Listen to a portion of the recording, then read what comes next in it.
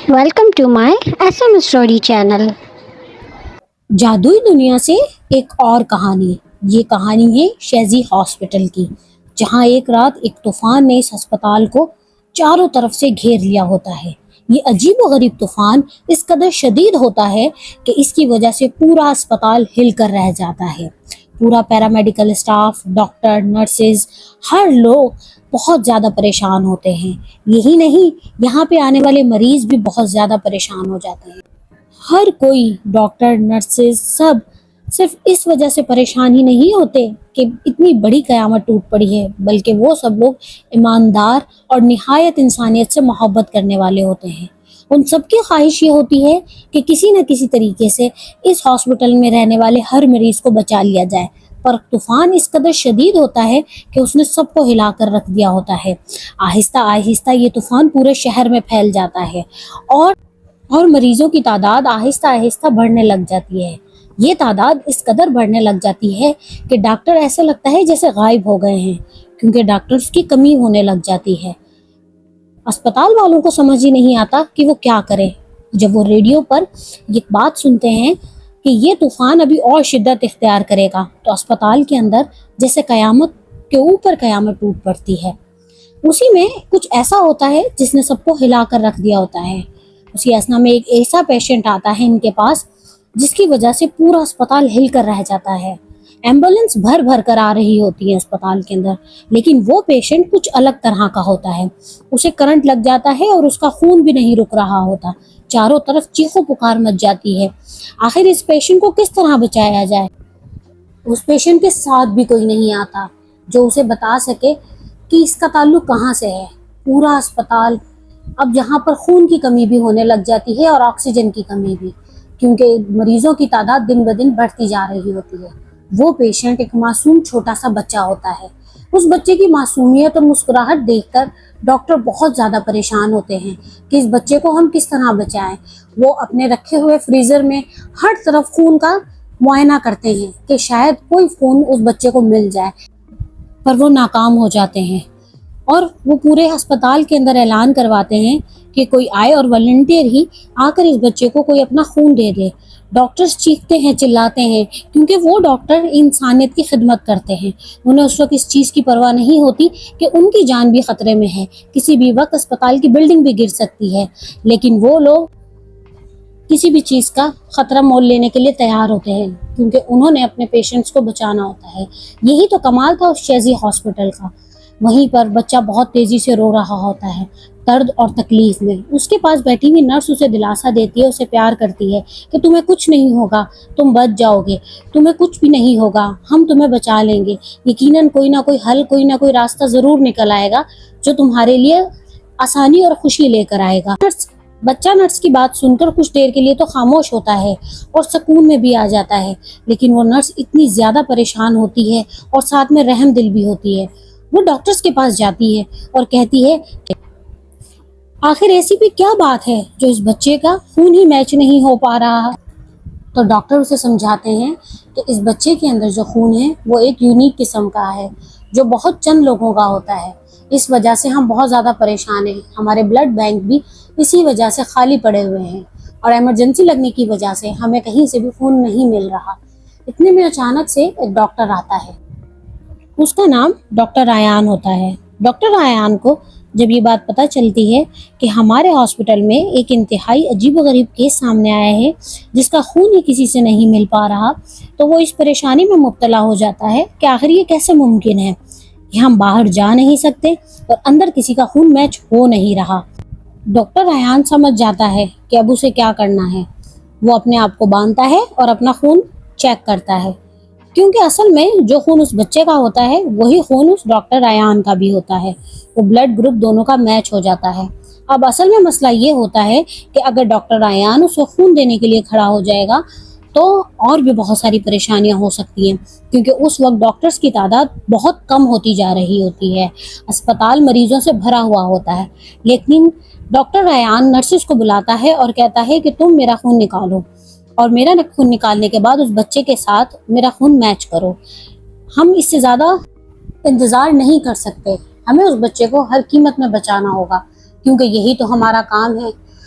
خون دینے کے بعد ڈاکٹر ایان کو چکر آنے شروع ہو جاتے ہیں، لیکن وہ خود کو مضبوطی کے ساتھ کھڑا کرتا ہے اور اپنے باقی پیشنٹس کی لسٹ دیکھتا ہے کہ آخر کس کو کہاں پر میری ضرورت ہے۔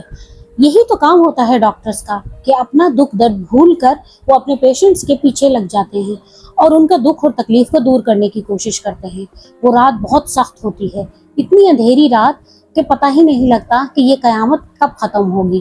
ایسا لگتا ہے جیسے آج رات یہ اسپتال کا آخری دن ہوگا۔ آہستہ آہستہ اسپتال کی باقی بلڈنگ بھی گرنا شروع ہو جاتی ہیں۔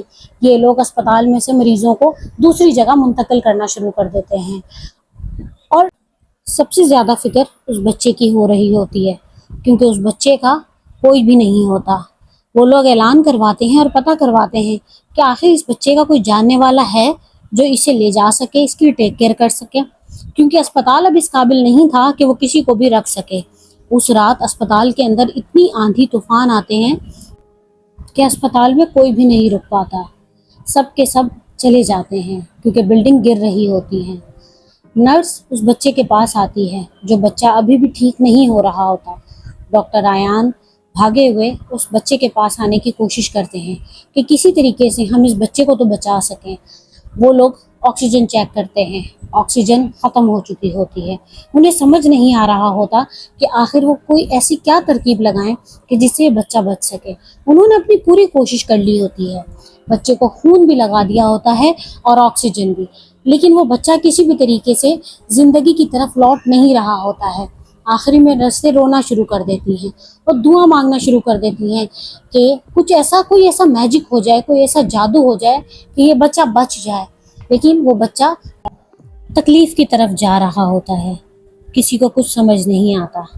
ڈاکٹر ایان اپنی نرس کو کہتے ہیں کہ اب ہمیں آخری کوئی حل کرنا ہوگا، ہمیں اب اس کا یا تو علاج چھوڑنا پڑے گا یا اس کو اپنے ساتھ کہیں اور لے کر جانا پڑے گا، لیکن موسم اس چیز کی اجازت ہی نہیں دے رہا ہوتا۔ باہر اتنی شدید طوفان آیا ہوا ہوتا ہے کہ پورے اسپتال کی لائٹ بھی چلی جاتی ہے۔ اب ان لوگوں کے پاس اس بچے کو دینے کے لیے آکسیجن بھی نہیں ہوتی۔ وہ بہت زیادہ پریشان ہو جاتے ہیں کہ آخر ہم اس بچے کی جان کس طرح بچائیں، اور وہ بچہ جو آنکھ ہی نہیں کھول رہا ہوتا۔ اچانک سے ایک نرس کو خیال آتا ہے کہ کیوں نہ وہ اپنے منہ کے ذریعے اس بچے کو آکسیجن دے، اور وہ کوشش کرتی ہے، اپنی پوری بھرپور کوشش کرتی ہے کہ اپنے منہ کے ذریعے اس بچے کو آکسیجن دے۔ اور یہ وہ کب تک دے سکتی ہے، کیونکہ یہ بھی آخر ایک حل تو نہیں ہوتا۔ وہ شدید تھک جاتی ہے۔ اتنی دیر کے اندر بچہ اپنی تھوڑی سی آنکھیں کھولتا ہے۔ وہ بچہ تھوڑی دیر کے لیے آنکھیں کھولتا ہے اور دوبارہ بند کر لیتا ہے۔ نرس کو سمجھ نہیں آتا کہ اب وہ کیا کرے۔ وہ اس بچے کو کھونا نہیں چاہتے تھے، ان کو اس بچے کے ساتھ کچھ پیار سا ہو جاتا ہے۔ آخر ڈاکٹرز کو تو ویسے بھی اپنے ہر پیشنٹ کے ساتھ پیار ہو جاتا ہے، اور وہ بچہ اتنا معصوم، اتنا کیوٹ، اتنا پیارا ہوتا ہے کہ کوئی سوچ بھی نہیں سکتا کہ یہ بچہ اپنی زندگی کی آخری سانسیں لے رہا ہے۔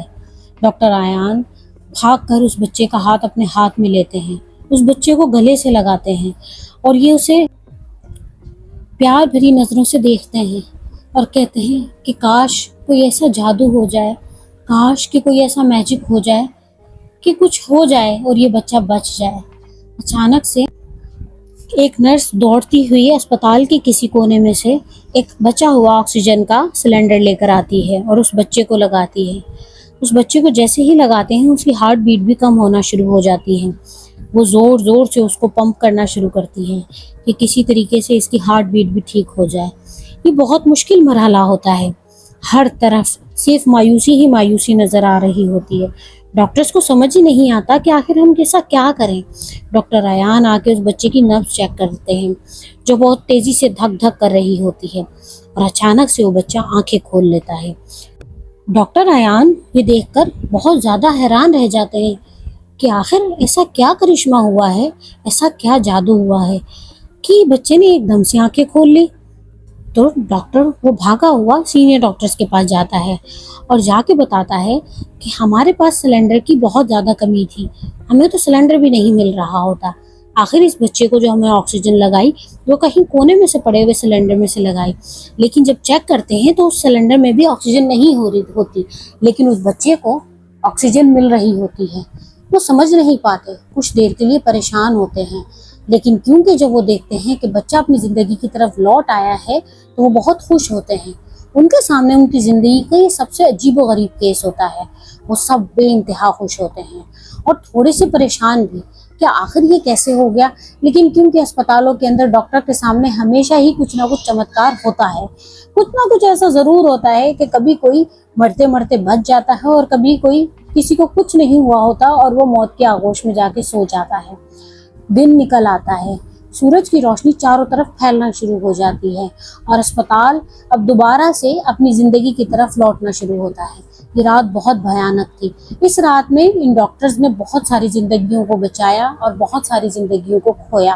ان ڈاکٹر نے اپنی ہر طرح کی پوری کوشش کری کہ کسی نہ کسی طریقے سے وہ ہر ایک کو بچا سکیں۔ آخر میں یہ پوری رات کی محنت کرنے کے بعد بہت زیادہ تھک جاتے ہیں۔